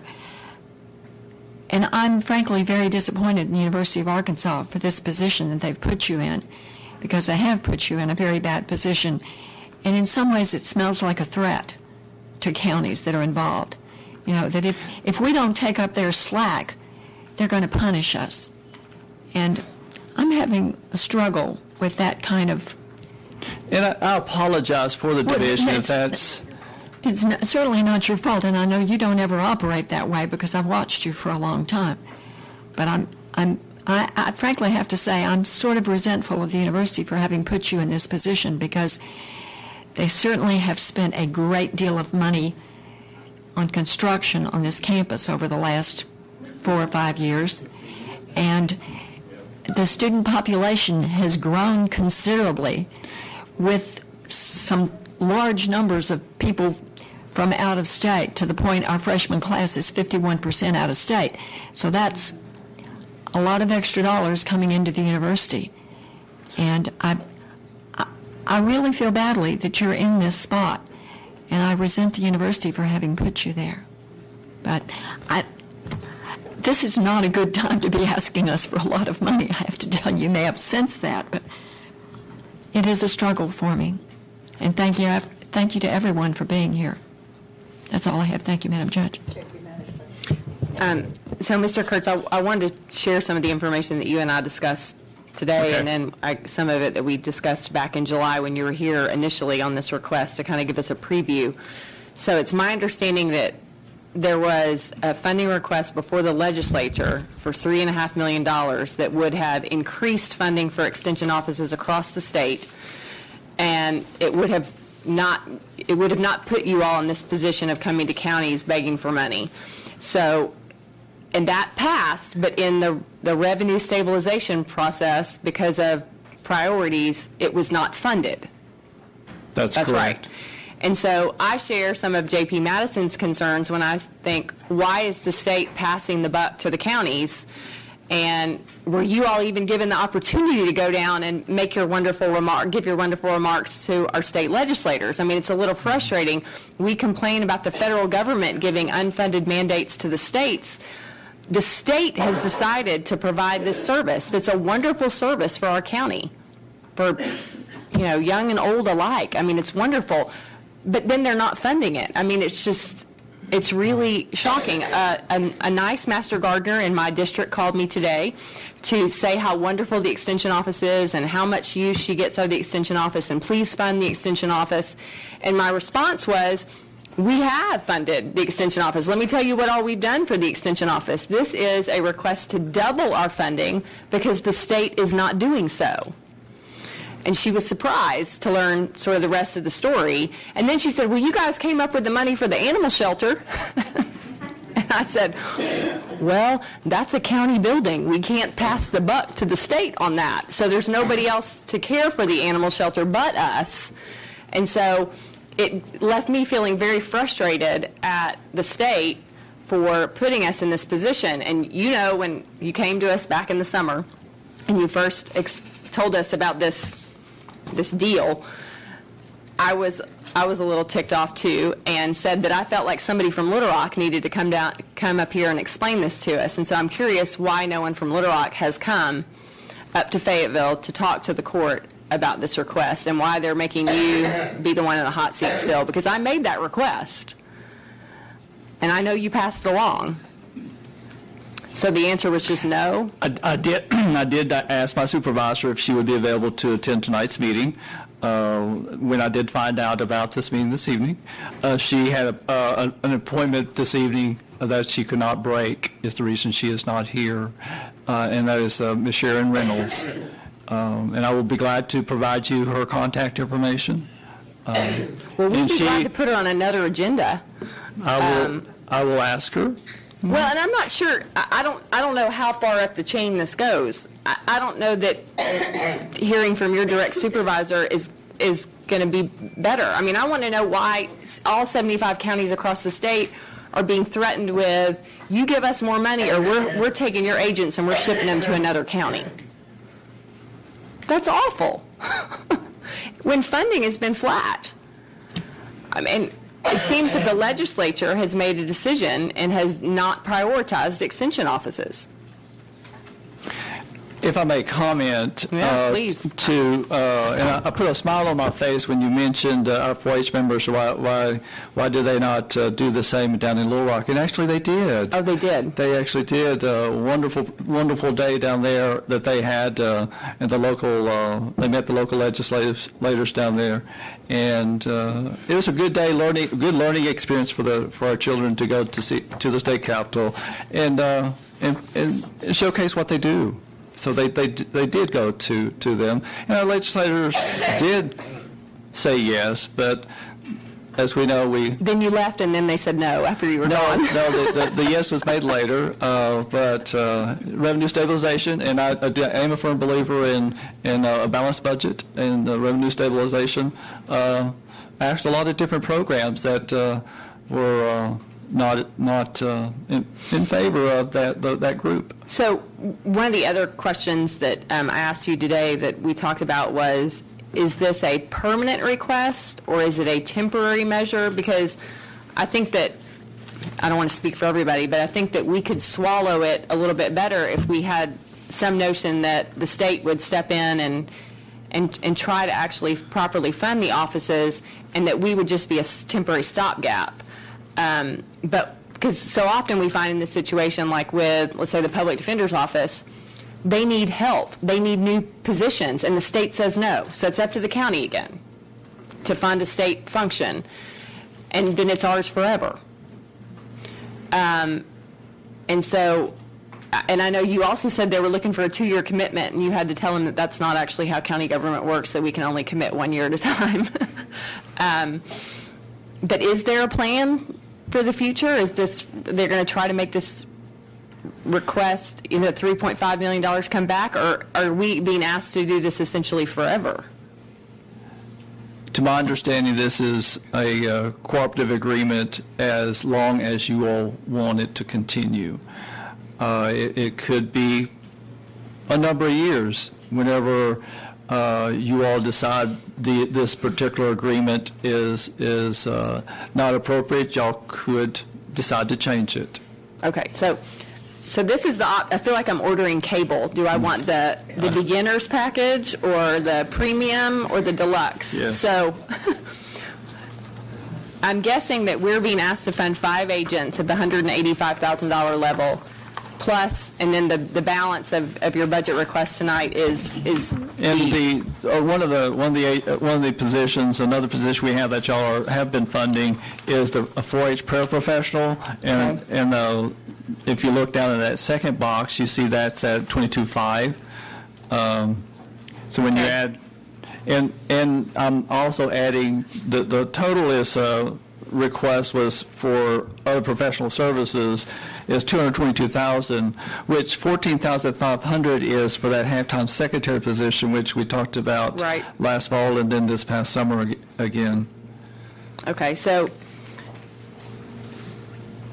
we have no phone expenses. Okay, so we save $4,000. Okay, so the balance of it is the 5 agents plus the 4-H, full-time 4-H paraprofessional. Yes, ma'am. And then what was your staffing, what was your ideal staffing before you weren't allowed to fill positions? We were 13, and this will bring us back. If y'all support us fully, we're back to 13. So where are you now? If, like, are you at, I think you're at 3 agents, is that what you said? You have to understand we have more people in the staff that are there's 6 who are supporting, and right now we are only 3 who you all are supporting. So if you support fully, we're back to 6. But we're only being asked to do the 5-agent package? The 5-agent package plus the 4-H paraprofessional, which is down below that second box at $22,500. That person's a bargain. Okay. Okay, well, it's frustrating. I can see the audience, their faces are frustrated too, because it's great service, but why the state has done this to you all is just really amazing. So I am disappointed that somebody from the state couldn't be here, because that request was made so long ago, because I would like to hear their plan for where this is going, because $222,000 a year to fund a state function is not something the county should be in the business of doing. So it'd be better to figure out if it could be temporary and we could move on. But anyway, thank you, Madam Judge. Next I have Hardison, Roy, Holmstrom, Funk, and Costa. Okay.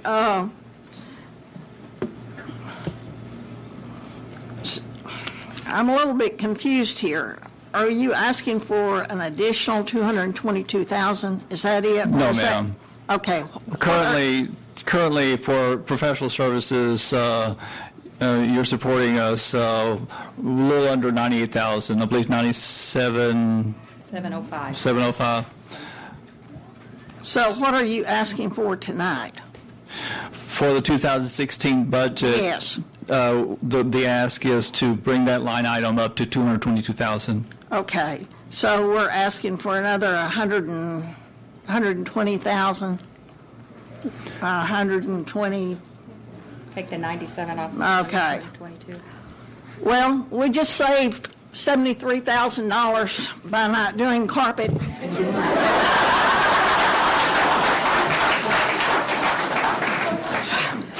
So, you know. David Letterman, move over. Oh, yeah. So that leaves us another $40,000 to come up somewhere. So, you know how I feel about the Extension Office. I think it needs to be funded. We deduct every month in this county $100,000 for businesses that we send our tax money so that they can buy equipment. You know, they come in here and it seems like a little bit here and a little bit there. But when you look at the papers and things that Bobby Hill sent in here, it's about $100,000 a month that we are giving the businesses, and I agree to that. But I think this is important too, and this is just a little over $100,000 for the year. So I'm going to make a motion that we fund this at the $224,650 that you're asking for. Thank you. Second.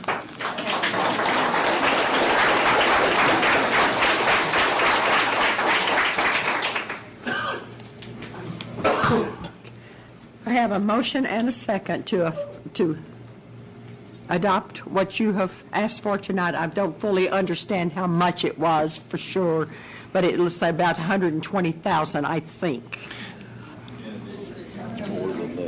It is a total budget request of $224,650. Okay, so I have several comments that people did. So let's go ahead and recognize people for discussion. J.P. Lloyd. Thank you, Judge. First of all, I just wanted to say that I'm not sure who the lady is that called me, but she was a very nice lady, and I enjoy talking to nice people. So thank you, whoever you were out there that called me. It does work to be nice. But help me understand, what has been your biggest issue to your program because of these three agents, these three positions that have been cut? What do you see has been the biggest? I mean, I just don't understand. Are you asking if I had to? The three that have been cut, what has been the biggest detriment to your program with losing these three positions? This specialty of animal science, we do not have anyone on staff who has any animal science training or experience, and that is the largest agricultural community in this county. Okay, so the expertise of what they brought to the table? Okay. Now, what I do have, what we don't understand is, I haven't mentioned this, is I have support beyond the county, and that's with state specialists, and we're so fortunate to the back door we have the experiment station and the university. So we do have staff that I've been relying on, but it's the local county agent that the day-to-day contact with producers that has been missing. Okay. And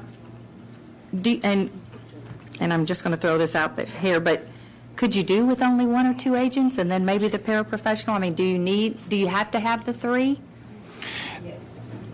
The other agent mentioned we lost a family consumer science agent because that is such a great need. Washington County has the second largest number of families in the state of Arkansas who are SNAP eligible, and our family consumer science agent delivers programs targeting those SNAP eligible families, those families that really need to know nutrition education for their children.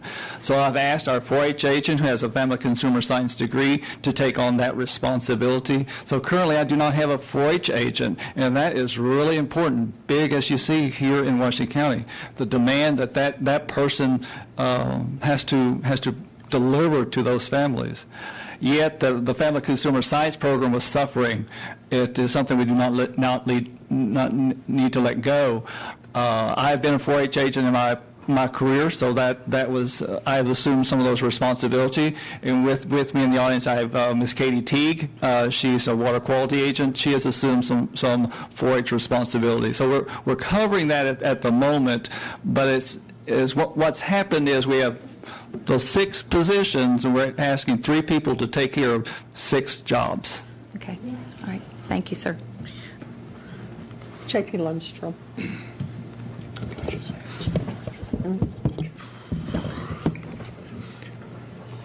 You know, I struggle with this every year when you're in here. I spent a lot of my life on a farm, and I never had need to call an extension service. I know you do good work. You know, there's no doubt in my mind, but I think the county does a pretty good job of financially supporting it, too. It really bothers me when the state shifts responsibility to the counties. I would be in favor of denying this and make the state pay for it. They send money home with these representatives every year. One of them give like $35,000 or $40,000 to a service club in Springdale, Arkansas last year. You know, and why they can't give you $130,000 or $40,000 a year just doesn't make a dime's worth of sense. I'm talking a few $1 million that are given away to support incumbents. And you ought to talk to some of those and get some of that grant money.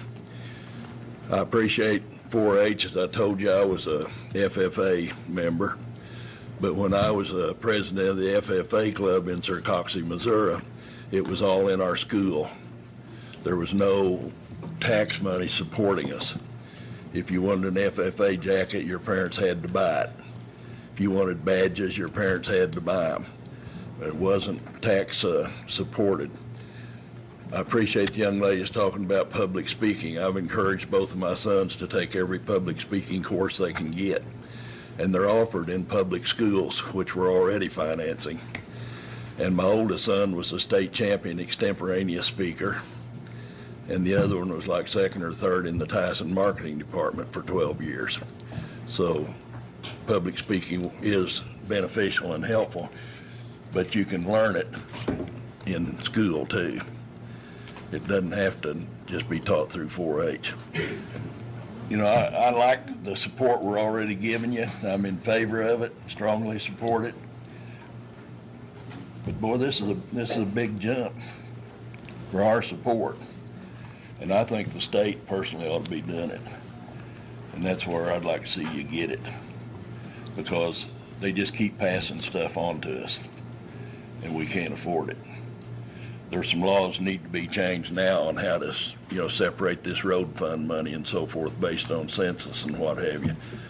Counties keep getting, you know, cities keep getting bigger, the county keeps getting smaller, but we've got all the same services we have to do.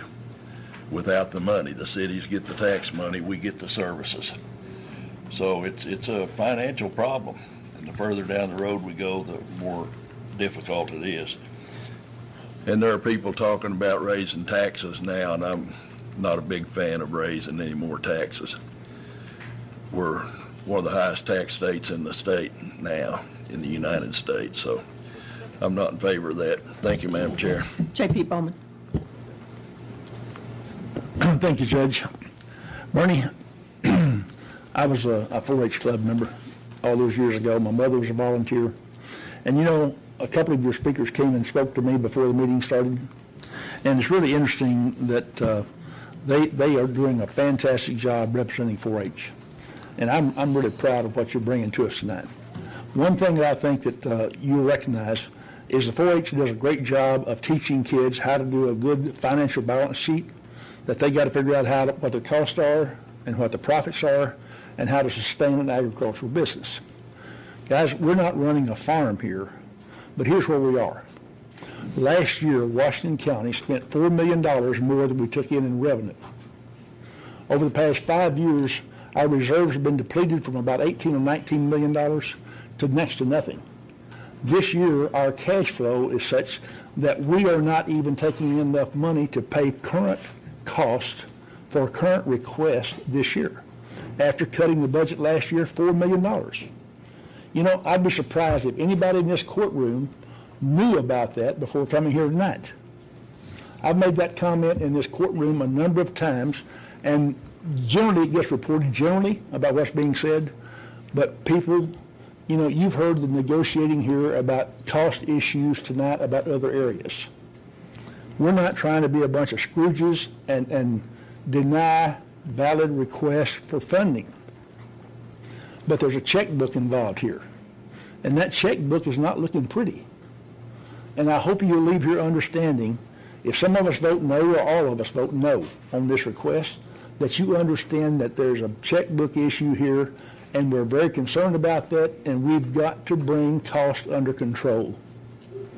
So please understand that those are major issues that we're dealing with every time we have a budget meeting or every time we have a request come here. You heard the discussion about vehicles tonight, and it goes on and on and on. The state legislators, 2 years ago, the governor took $100 million from what is called a general improvement fund to use at his discretion. Our senators left Little Rock with $1 million to disperse in their areas. You know, John Wood is a member of our Kiwanis Club in Springdale, and I don't remember the exact number, but I think it's $14,000 he gave Kiwanis Club. Kiwanis does phenomenal things, guys, and I'm proud of it. I support it. We do fabulous things for the community. But I prefer that my tax dollars go to take care of tax issues and not go to issues like service clubs. That's what service clubs are for. So I'd encourage every one of you in here to contact your legislators from Little Rock. Talk to them about the GIF program, where that money is going, and how it's being distributed. Because, guys, if that money were properly handled, in my opinion, you wouldn't have a problem from the state funding this program on a 100% basis. So thank you for your attention. I appreciate your support and being here. J.P. Cochran. Thank you, Judge. Bernie, the numbers that we've budgeted for you over the last years, we have back to 2012, 97,705. 2013, 97,705. 2014, 97,705. 2015 approved, 97,705. We haven't given you a raise in that many years, and I'll bet that number goes back a couple, 3 more years. Goes to 2008. There you go. If you just had a simple 5% increase each year, okay, that may be a little bit high, but just, easy to do the math, it'd be around $140,000, $150,000. Is where we would be budgeting if we were just following normal progression of, keeping you with the state funding dropping off, I guess is the best way to be nice about it. We would only be looking at bumping up half of the carpeting. What I'm looking at is your funding sheet here that shows 4 agents at $120,000 and a 4-H paraprofessional at $30,000. I know that leaves you 1 short, but it leaves you 2 better than you are. And I'm wondering if we go through the process. I know we have the motion on the floor to do a full funding amount, and I do truly believe this is an investment. Also understand I have to help watch for the money. The choice is, how many of you want to have higher taxes? That's the only place I can get this money, folks. Okay? There's a couple. Okay? How many don't want taxes raised? Nobody wants taxes, doesn't want taxes raised? Okay.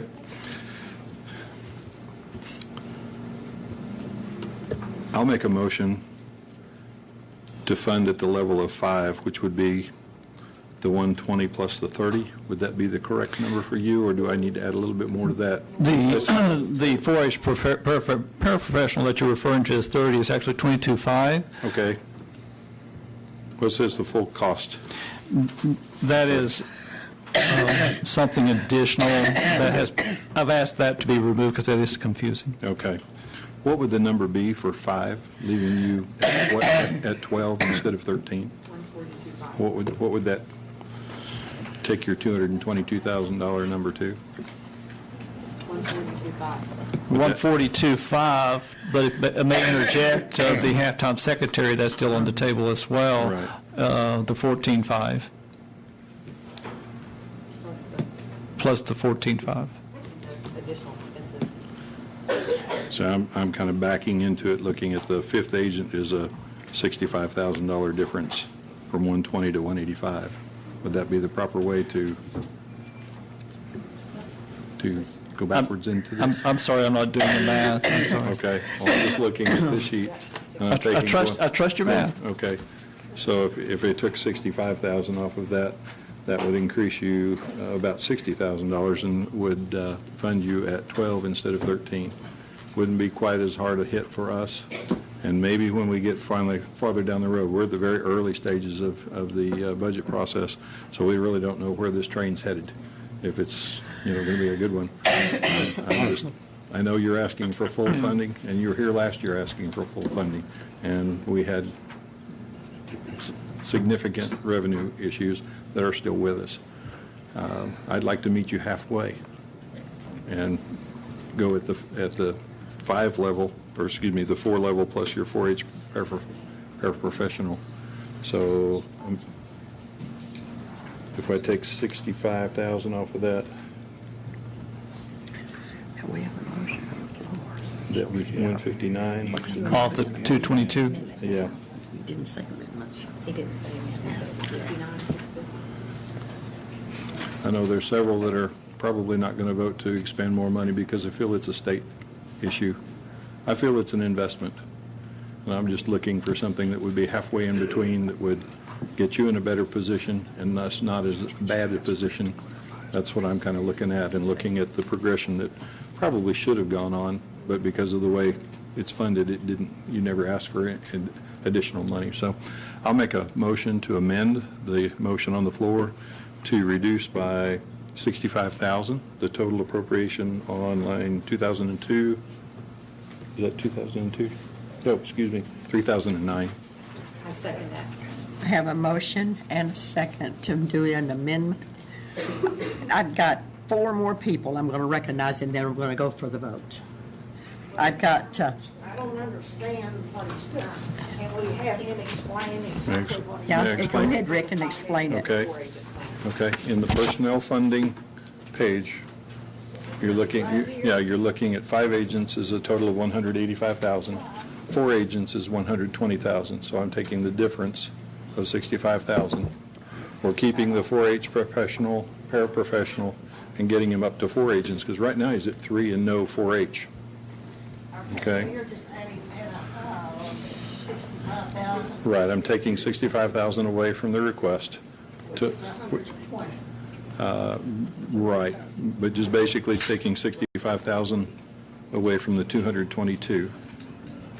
Okay, so we're reducing the line 3009 by the cost of 1 agent. Plus 14.5. No, not plus 14.5. Be 157. I think that's right. When you deduct 65 from the 222, the 14.5 is still in there? And I don't want it, yeah, I want that to be in there. Basically, that would put the funding for the extension at 13, or of the 13, they would be at 12, which is 2 better than where they're at today. Yeah, but what's the final number? 159, 650. Let's go ahead and discuss this with one another. Let's just make sure, and then you just give me the final change once you've decided. The 222 on line 3009 less 65 is 157.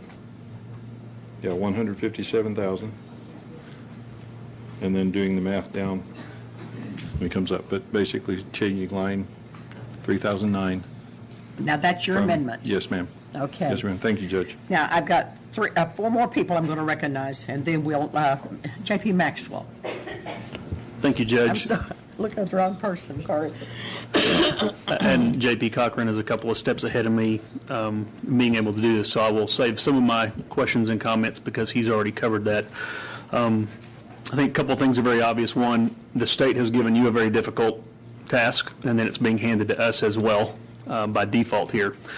And so my original thought was to see if there was a happy medium for you, and we're already there as well. What I would ask in addition, if this funding is approved, where we meet you kind of halfway and you're not at the current level of staff you are, but maybe not where you would like to be either, and that's kind of a good compromise that I would like to ask that if you would make some very intentional, specific efforts to go back to the state and work with them if this funding is approved on a very temporary basis for next year, and then you have that 12 months of time to go back and to regenerate this funds from where it came from before, because I'm doing the math here and I don't have a great exact number, but if we're contributing $104,000 in revenue, but then we're also provided a building, provided maintenance, whatever, we are supporting what you do, and I think it'd be hard-pressed, I don't want to speak for everyone, but it'd be hard-pressed to find anybody on this panel that is opposed to what good you're doing and what services you provide. It's really just a question about the state shifting that responsibility to us and to you, carte blanche, without any kind of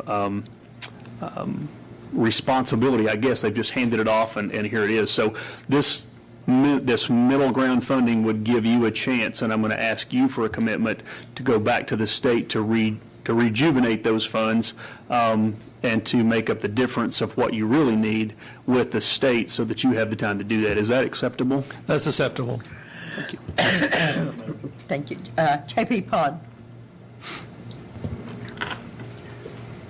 I was thinking of saying it in a different way. A message needs to be sent to the state that the full service was needed. What you requested, our area now, Washington County needs the services that you requested money for. But we don't have the money. That's and I'm going to be for this amendment. If we had more money, I'd be for the full request until the state could come through with what they should be doing. I mean, you know, I'm sitting here and there were so many comments that the state ought to be funding this. So I assume that we are all in agreement then that this needs to be funded. I don't think anybody sitting here would be saying the state ought to be funding this if they didn't realize that the services are absolutely needed. Not just needed, you know, in a way they're a necessity. This is an educational, there's so much educational value here. Through the years, the extension service has improved quality of life, and it's not just quality of life. People are living healthier lives because of what the extension service has done. And I will, you know, I was sitting here thinking about just a few years ago, also on the Quorum here at this horseshoe. We got we had a couple of JPs fought tooth and nail to increase the amount of money that you were receiving at the extension office. And I voted no. I voted absolutely not, because there was no indication that you needed the money at that time. That's how you run out of money, just voting to pay out money that was not necessary. Well, it is necessary now. I'm going to vote for this, and I just wish we had more, because you're earning your money. It's obvious here. Thank you. J.P. Dennis. I wish I could be as eloquent. Thank you, Judge. I wish I could be as eloquent as the young ladies were that came forward. I won't be, but J.P. Cochran got to the question about taxes a little bit before I do. Part of this court years ago, I don't know exactly what year, reduced taxes. Did you know your taxes were reduced? Oh, if you don't mind showing me your hand, did you know your taxes were reduced?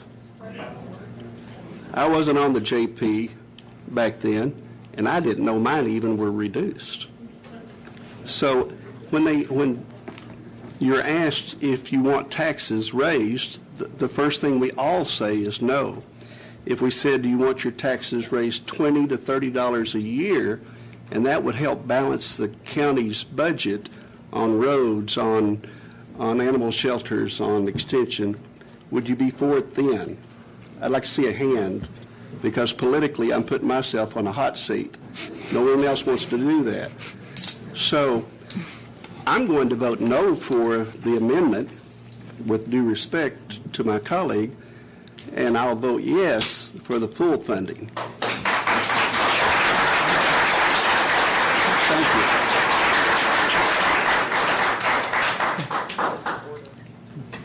Yeah, go ahead. Thank you, Madam Judge. I would like for all of us to contact our legislatures in Little Rock, in our hometowns, and tell them the issue that is before us. It's all of us, not just y'all, but it's us also. Because I agree with Justice Maxwell, we'll do whatever we can, but we need some help here.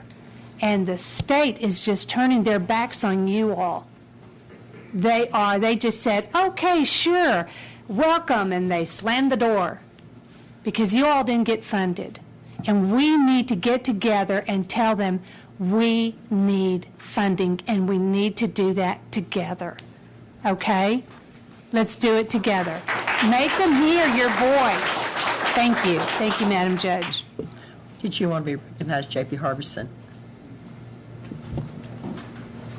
Well, the problem, and I agree with J.P. Ecke, but that happened. There were groups of people that got together and supported the Extension Office all across this county, and they made contacts with the legislators. And they made enough contacts that we got it funded, but then it wasn't, when you have prisons come in and school funding and some of these other things, so they did that. They worked hard. There were a lot of people that contacted their legislators, and, during the legislative session. And we're there, but not quite there. So, I don't know. We had an amendment, and I don't know, we had an amendment to reduce line 2, other professional services from $222,000 to $157,000. Correct. And I made the original motion, and you seconded his motion, but I haven't accepted that as a friendly amendment. So it will. Yes, go ahead. Hang on just a minute.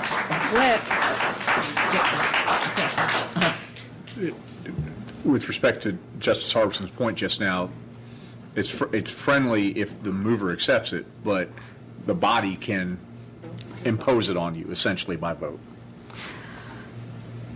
Okay, so I guess what I'm going to do is call for the vote for the, if it goes, we don't get the 222, then we don't get it. So I just feel at this time that we did reduce, we're going to reduce some of the budget someplace, and this is a program that deserves to be supported.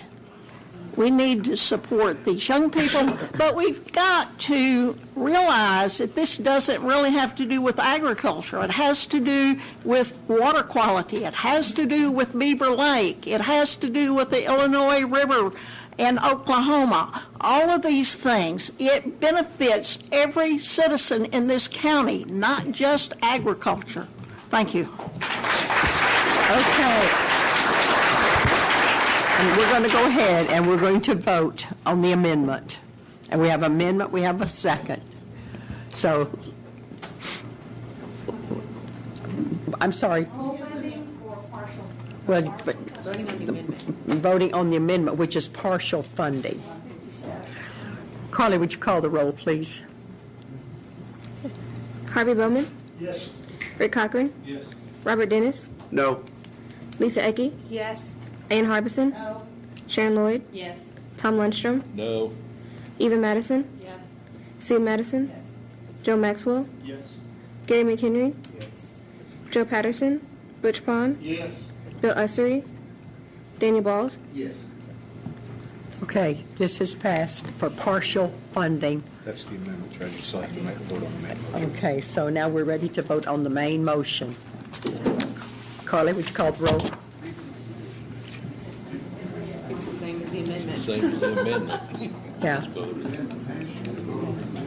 Yes, because you have to. Yes, Sam. Okay, we're voting on the 159,000. Yes. Yes, yes. I'm sorry. Ms. Steve, explain this, would you please? You are voting on the main, and so it's sort of a moment of parliamentary clarification, for lack of a better word.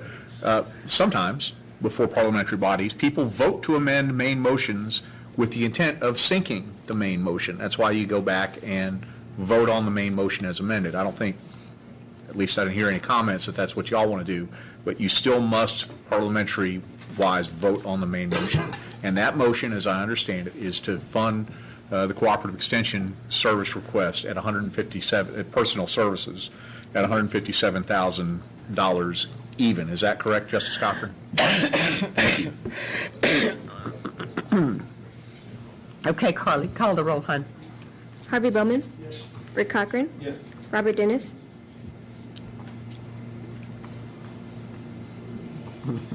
Yes. Lisa Ecke? Yes. Ann Harbison? Yes. Sharon Lloyd? Yes. Tom Lundstrom? I'm going to vote yes this time and no next year. My daughter-in-law next door to me is the state legislator, and she will be hearing about this. You turn on your mic.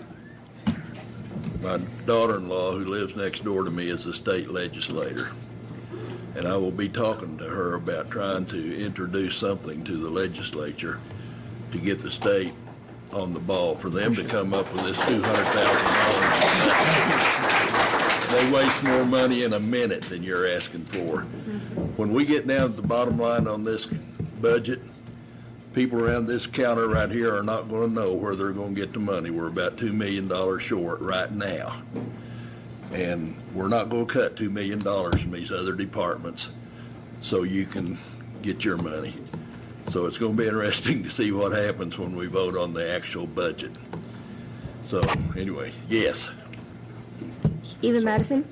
Yes. Sue Madison? Joe Maxwell? Yes. Gary McHenry? Yes. Joe Patterson? Butch Pond? Yes. Bill Ussery? Daniel Balls? Yes. We still have 13 budgets to look at tonight. So I am going to call for a break for about probably 5 to 10 minutes.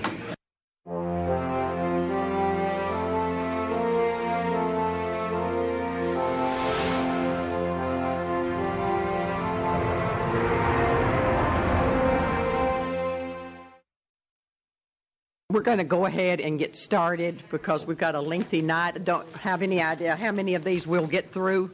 But as I said earlier, we got 13 budgets to still look at. Now, if I could get these people not to ask so many questions, we could get through here quickly, but I don't think that's going to happen. Okay, what we're going to do now is we're just going to start at the top of the list, and we're just going to go down the list. Yes. I know everybody's here, and it's getting, I think, a little late. Is there any way that we could move to reconvene at a different time and go through the rest of these departments at a later date? A second.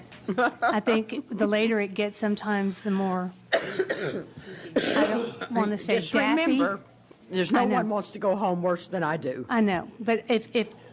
But just remember, every day you get shorter on your time, and November the 15th comes mighty fast. So just be aware of that.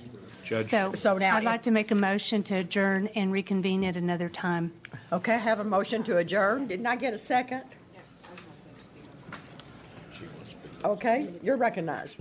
I really think we ought to let the ambulance people go, because I think that's going to be not an issue. I mean, I think that's going to be pretty routine. I agree to the Because friendly their money's already amendment. approved, so. Yeah, I mean, we I agree to the already friendly committed, amendment. we committed to the funding, so there's no point in having them sit here. Just go ahead, Steve. The motion to adjourn takes precedence over all other items now on the floor, so I would suggest that if, in fact, Justice Ecke agrees with Justice Eva Madison's proposed course, she withdraw her motion temporarily, and perhaps, again, as a suggestion, make it again after the vote on the ambulance. I withdraw my motion until after we approve the And you're ambulance second. service. Okay. Thank you, Madam Judge. So now we're going to go ahead, and with agreement, that we're going to go ahead and we're going to do the ambulance service. John? So you're only going to do the ambulance service? The rest of us can go home? Yes. Yes. It's going to get too late, and people begin to lose their effectiveness when they get too tired.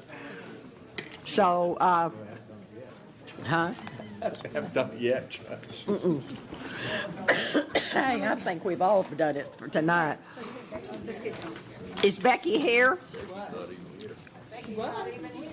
No, I saw her. John, would you check out front and see if she's out there? Can we just approve it, since we already approved it? Can we just Yeah, I move to approve? I'd like to make a motion just to approve the Second. Okay, As is. thank you, as is. Okay, we have a motion and a second. Any discussion? You're too late, Becky. Don't move. Carly, would you, I'm sorry? Do I have any public comment on this? Are there any cars involved? On the ambulance service? Okay. Carly, would you call the roll? Harvey Bowman? Yes.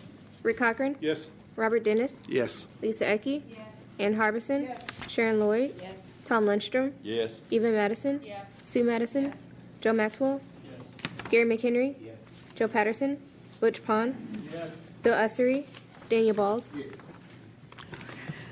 The ambulance service budget has been approved for tonight.